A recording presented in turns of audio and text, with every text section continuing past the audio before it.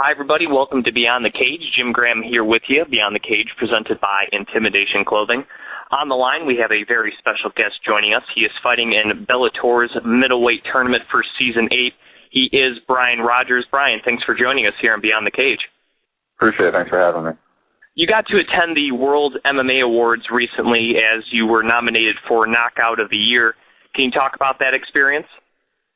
The World MMA Awards were cool. You know what I mean? There's a lot of huge names and faces and mixed martial arts from all over the place. It was an honor and a privilege to be nominated for Knockout of the Year, and it was also cool that I got to give away an award as well.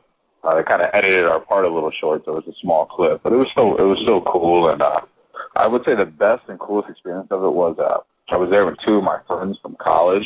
My buddy Derek, my buddy Matt, and one of them has a bad back, so we went and posted up against the wall, kind of in the corner during the cocktail opening thing. And Freddie Roach comes in with his assistant and kind of leans up right by us. And I'm like behind him, like, you know who that is? And they're like, yeah, it's Freddie Roach. I'm like, oh, I'm saying something to him. Say hi. Next thing I know, an hour and a half goes by, and we're just talking to Freddie Roach, and people are like asking him for pictures, and he's like, hold on, guys, excuse me, and taking pictures of them, and then coming back to talk with us. And we just talked about boxing and MMA stuff, and just told a lot of stories, and just it was a really, really cool experience. One of the coolest things I've ever done. That's awesome. Freddie Roach is definitely a sweet guy to run into and talk to and stuff like that. And Brian, with this being your third entry into a Bellator tournament, what have you learned about the tournament format? Well, you just got to be on it. You know what I mean? I never felt, fatigued or tired from it. It's just, the prize is winning this tournament. You know what I mean? Period. And I've been to the semifinals and been winning my semifinal fights before making a mistake to get caught. It's just one of those things I just got to step on the gas and finish the job this time. With that being said, do you think your experience within the Bellator tournaments gives you an advantage over some of your other competitors in this tournament? Yeah, in a way, I think so. I think I've trained hard and prepared, and I kind of know it. I think not so much the tournament. The tournament's a tournament, but just having a lot more fights now for Bellator. This will be my sixth Bellator fight and my fifth tournament fight. So I think in that way, yes. Your last two fights have been in your home state of Ohio. Are you maybe a little disappointed that this fight won't be close to home?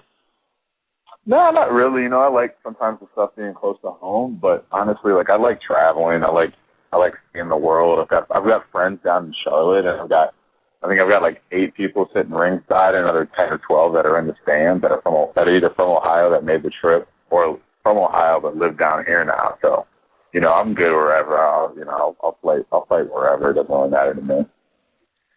Much like our show here, Beyond the Cage, you yourself are also sponsored by Intimidation. I just wanted to get, what is about Intimidation that made you want them, or made you wanted to keep them as one of your sponsors? I'm an Ohio guy. I'm a Northeast Ohio guy.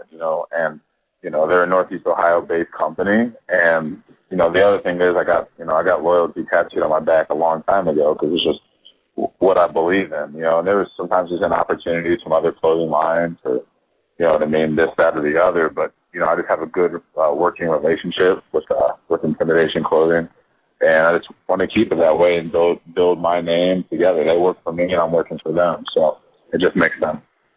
With the weigh-ins being tomorrow, how's your weight doing right now?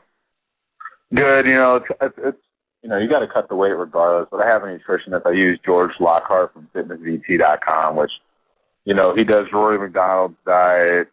He's done John Bones Jones. He does Brian Stann. He does Rick Hahn. He does a lot of guys. He's one of the best guys in the game. People don't maybe know him as much. He doesn't advertise as much as, say, Dolce or something like that. But, he's got programs for elite athletes as well to other people. And I literally, for the last few months, all my food and what I'm supposed to eat, I get, from a computer program based on my training and my schedule. And then, we text and call constantly during the weight cut. It won't be an issue for me. I think I'll be one of the bigger middleweights in the tournament. And this weigh-in's a little unique. North Carolina has weird weigh-in rules. It's like Ohio used to be, where if you have a day before weigh-in, you have to weigh in the day of the fight. You can't be any than 13 pounds heavier, which is kind of silly. Ohio used to have those rules as well, but Ohio abolished them. So the weigh-ins are technically at Wednesday night at midnight or Thursday at 12:01 a.m. So it's technically the same day weigh-in, so we don't have to weigh in twice. So, luckily I have the tools and the right reload process, so after the weight cut it won't be so bad. But a lot of guys, I think it's going to kind of mess them up that aren't used to having to weigh in and stuff. Yeah, that's definitely an interesting rule. I didn't know that about North Carolina with the whole 13 pounds thing. Do you think maybe because, you guys are some of the bigger fighters at 185, do you think that may affect, you said it probably wouldn't affect you, but do you think that may affect some of the other guys in this tournament? Yeah, I think it'll be different just because guys are going to be, hopefully guys sleep during the day and whatnot. They're going to go up at midnight and not go back to bed till 2 or 3, and it's just less time to get food in and everything else. And, it's going to be interesting how it affects a title fight because both guys are big 135. And, I rode in yesterday with Marcus Galvo, and I can tell he's down weight. I saw him in December at a fight. But, but it's just because Marcus Galvo cuts a decent amount of weight. And Dantes, although he's young, and most of them guys cut weight, he's taller. So I'm kind of interested how it's going to play out for them more than anything. This will be your first fight on Spike TV since Bellator switched over from MTV2. How excited are you to finally be fighting on Spike TV? It's nice to, that my fight and my ability is going to be on a true national stage. MTV2 is a channel. Although it was solid, not everyone, gets it and whatnot. So now everyone knows Spike TV. Everyone relates Spike TV with mixed martial arts. And now people relate Spike TV with Bellator. So it's going to be awesome just to be, a lot more homes throughout the world. And looking at last week for Bellator, Alexander Shlemenko became the Bellator middleweight champion, a guy that you are familiar with. What did you think about his performance in becoming the Bellator champion? I think it was smart. I was a little bit more disappointed about Kyle's performance. You know what I mean? He had a good first round. Shlemenko did do some body work in the first round and whatnot. In the second round, he came out and he picked up the pace a little bit. I think it's disappointing that Falco, he caught himself laying on the fence a little bit, and that's when he started eating the shaft. So I just wanted to see a little bit more just so I could watch both fights, and also from a fan's perspective. We're talking with Brian Rogers, Bellator middleweight fighter. You're usually a really aggressive guy. You really come out and push the pace from the get-go. In your last fight, you seemed a little more calm and conservative. It's a little different, Brian Rogers. Still effective, but a little different than what we've usually seen within Bellator. Yeah, I'm just trying to be, more patient overall and just, and just be more technical and whatnot. I could still turn it on. There were times where, I turned it on in that fight. Even the first minute or two of that fight, I rocked him, and then I think I rocked him pretty good in the end of the third. And I stepped on the gas a little bit, but the finish didn't seem to be there, so I pulled back. Other times I think I forced it a little bit, but, I still have a knack for finishing. I know when I smell blood and it's really there. And, that last fight, I just knew that he wasn't ready to go. You know what I mean? So I peeled back a little bit and didn't waste the energy and just got back on, Absolutely. And looking at your upcoming fight here in North Carolina at Bellator 89, you'll be taking on Dan Kramer. What can you tell us about him? Kramer's he's a good ground and pound specialist. He likes to clinch. He strikes pretty. There's not a lot of variety in striking. Crisp, straight punches, and he likes to be in the clinch and then put you down and get on top of ground and pound.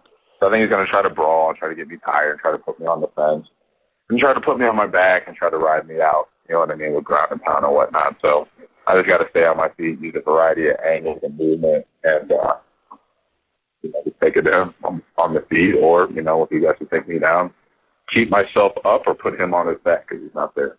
All right, I'd like to end the interview with kind of a fun question here, Brian. And considering that Thursday will be Valentine's Day, if you weren't fighting on Valentine's Day, would you had any plans for Valentine's Day? Yeah, I got married this summer, so I'm sure I'll be taking the wife out. And actually, Friday's my birthday, so we're going out with another group of friends of mine, my friends Pat and Ashley and my wife, and we're going out to dinner on Friday, my birthday and whatnot. So that's what I'd probably be doing just a day ahead of time. Well, happy birthday then. Appreciate it, thanks. All right, he is Brian Rogers. He's fighting in the Bellator Season 8 middleweight tournament quarterfinal round this Thursday on Spike TV as he takes on Dan Kramer. He's on Twitter at BRajThePredator. Brian, thanks for coming on Beyond the Cage and taking a couple minutes out of your busy schedule to come and talk with me. Not a problem at all. Thanks for having me. Once again, that was Bellator fighter Brian Rogers right here on Beyond the Cage, presented by Intimidation Clothing.